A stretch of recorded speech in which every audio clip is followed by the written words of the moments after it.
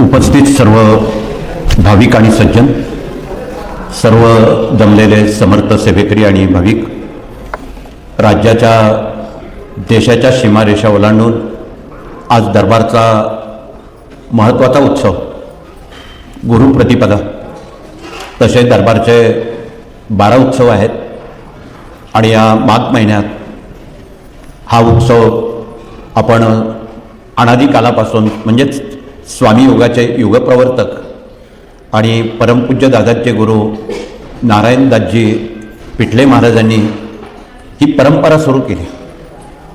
आज शेकडो वर्षाच्या या परंपरेमध्ये त्रिकाल होणाऱ्या आरत्या असतील, दरबारचे 12 उत्सव असतील, याचं एक नेटकेपण गृहस्थाश्रमी लोकांपर्यंत, तमाम मानवजातीपर्यंत ते योग्य पद्धतीत पोचलं जावं आणि हे स्वामींचं कार्य साता समुद्रापलीकडे मानवजातीपर्यंत, ते बहुभाषिकांपर्यंत पोचलं जावं, हा सद्गुरूंचा, पिठले महाराजांचा आणि परमपूज्य दादांचा उद्देश होता. म्हणून कार्यानं आता खूप वेग वाढवलेला आहे. साता समुद्रापलीकडे या कार्याला खूप मागणी आहे आणि मागणीचं कारण एवढंच आहे की स्वामींची सेवा केल्यावर येणारी अनुभूती, येणारी ऊर्जा काही औरच आहे. ही स्वतःच स्वामी महाराज आहे.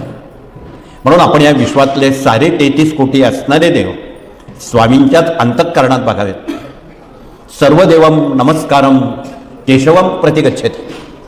स्वामींना जर तुम्ही नमस्कार केला, मुद्रा केला, विश्वातल्या तमाम देवदेवतेंना तो नमस्कार पोचतो असं म्हणायला बिलकुल अतिशयोक्ती नाही.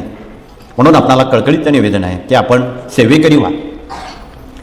बऱ्याच जणांना सेवेकरी व्हावंसं वाटतं. सेवेकरी होताना या प्रणालीचं अनन्यसाधारण महत्त्व आपण जपावं. रोज श्री स्वामी चरित्र सारामृताचे 3 अध्याय क्रमशः वाचावेत. 11 माळा श्री स्वामी समर्थ जप रोज नित्यानं करावा. रोज पंचमहायज्ञ करावेत. गाईला घासभर अन्न द्यावं, त्याला ऋषीयज्ञ म्हणतात. कावळ्याला घासभर अन्न द्यावं स्वयंपाक झाल्यावर, त्याला पितृयज्ञ म्हणतात. दिवसभरात सत्पात्री किंवा चांगल्या व्यक्तीला अन्नदान करावं, त्याला मनुष्ययज्ञ म्हणतात. आणि अग्नीला थोडंसं तूप टाकणं, रद्दी पेपरला बोट लावून अग्नीला तूप मिळालं, देवयज्ञ झाला.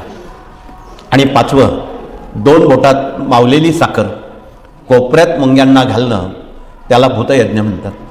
इथे बसलेल्या ज्या भगिनी पुरुष प्रतिनिधी आहेत, जे रोज स्वामींच्या सेवेमध्ये पंचमहायज्ञ करतात, कृपया त्यांनी हातवरती करावे.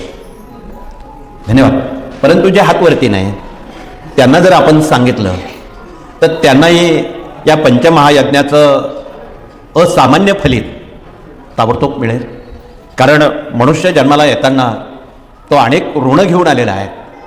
मनुष्य ऋण, पितृऋण, भूत ऋण, देव ऋण, ऋषी ऋण, अशी सुमारे 72 ऋण आहेत. आणि या सर्व ऋणातून ऋणमुक्त जीवन आणि चिंतामुक्त जीवन जगायचं असेल, स्वामींशिवाय दुसरा पर्याय नाही. म्हणून आपण या कलियुगात, या कलियुगाचं प्रधान दैवत भगवान स्वामी महाराज आहेत. म्हणून आपण त्यांचेच पाय धरावेत, हे कळकळीचं सांगणं आहे. आणि हे स्वामींचे पाय आपापल्या घरात, आपल्या गावात, आपल्या केंद्रात ही ऊर्जा आपल्याला मिळावी म्हणून या कार्याचा भार खूप वाढलेला आहे. राज्यात, देशात आणि देशाबाहेर खूप मागणी आहे की आमच्याही गावी स्वामींचं केंद्र व्हावं.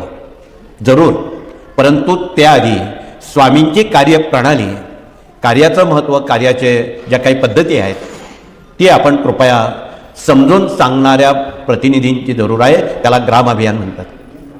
आणि हे ग्राम अभियान विशेषतः मोठ्या प्रमाणात त्याला खूप मागणी आहे. आणि इथे बसलेल्या अनेक भगिनी विदर्भ, वाशिम या बहुविध जिल्ह्यातून आलेल्या आहेत आणि त्यांचा नंबर खरं तर ग्राम अभियानात खूप अग्रेसर आहे. आणि पती पत्नी जाऊन त्या गावी सेवेकऱ्यांचं ग्राम अभियान करताना भगिनींना मार्गदर्शन करतात, पुरुष पुरुषांना करतात.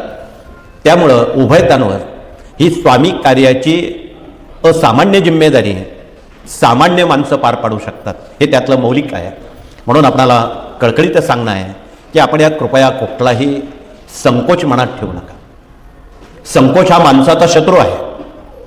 म्हणून या संकोचाला आपण थारा न देता स्वामींनी कार्यकालात कुठलाही संकोचमुक्त जीवन सेवेकऱ्यांना जगायला शिकवताना जातीपाती पुछे नाही कोई, ते जातपात मानत नव्हते. म्हणून त्यांनी श्रीगोंद्याला शेख मोहम्मद साहेबांचं गुरुपद घेऊन तिथे आजही आपले सारे हिंदू लोक जातात आणि भजतात आणि त्यांना त्याची अनुभूती येते. विदर्भामध्ये गुलाब महाराज असतील, ताजुद्दीन महाराज असतील, तदनंतर आमचे गाडगेबाबा असतील, तुकडोजी असतील, शिर्डीचे साईबाबा असतील, शेगावचे गजानन महाराज असतील, पुण्याचे जंगली महाराज असतील, शंकर महाराज असतील, अशी कितीतरी नावं आहेत. स्वामींनी त्या काळात सुमारे 10,000 संतांची गुरुपदं घेतली आणि विस्कटलेली ही संस्कृती, कारण या देशावर 700 वर्ष यवनी सत्ता, तदनंतर 150 वर्ष इंग्रज सत्ता होती आणि त्यांचा एकच चंग होता की ही संस्कृती नष्ट करायची. परंतु तसं काही झालं नाही. यदाईदाई धर्मश ग्लानिर्भवती भारत, भारताला, संस्कृतीला आणि सज्जनांना वाचवण्यासाठी भगवंताला युगायुगात अवतार घ्यावे लागतात. म्हणून स्वामींनी 1049 साल प्रगटलं आणि धरणी दुभंगून ते अवतीर्ण झाले. यदाईदाई धर्मश, धर्माला, देशाला वाचवण्यासाठी त्यांना हा अवतार घ्यावा लागला. म्हणून न कळत ग्राम अभियानात आणि स्वामींच्या कार्यात भाग घेणारे जे सेवेकरी आहेत, जे प्रतिनिधी आहेत, ते धर्माचं आणि देशाचं काम करणारे आहेत. यात संकोच मांडण्याचं कारण नाही. म्हणून आपल्याला देशाचं धर्माचं काम करताना आगामीसुद्धा पुढे बरंच काही 4-5 वर्ष वाढवून ठेवलेलं आहे. तुम्ही रोज वृत्तपत्र, वृत्तवाहिन्या वाचता. जगामध्ये अशांती सीमेवर गेलेली आहे, टोकावर गेलेली आहे. केव्हा तो भडका उडेल सांगता येत नाही. कदाचित 3रं महायुद्ध, त्याचे ढग जमा झालेले आहेत. मोठ्या प्रमाणात भूकंप, सुनामी, हानिकारक या सगळ्या घटना उंबरठ्यावर उभ्या आहेत आणि ह्या वाचवण्यासाठी आपण स्वामींच्या सेवेकऱ्यांनी स्वामींना साकडं घालत आहेत की या देशाचं संरक्षण करणाऱ्या ज्या देवता आहेत आणि ज्यांना लिहिता वाचता येत नाही, पण त्यांना स्वामी सेवेची खूप संधी आहे की गेल्या 6 महिन्यात गुरुपौर्णिमेपासून पुण्या मुंबईसह देशात आणि राज्यात आणि जगामध्ये जो कोणी श्री स्वामी समर्थ जप 12 लक्ष पूर्ण करेल त्याचा योगक्षेम स्वामी चालवतील. त्याला कुठल्याही समस्या स्वामी महाराज निर्माण होऊ देणार नाहीत, त्या निपटून टाकतील. एवढं सामर्थ्य श्री स्वामी समर्थ जपात आहे. म्हणून आपण ज्यांना माहीत नाही त्यांनी आजचा हा मुहूर्त गुरुप्रतिपदेचा खूप शुभ आहे.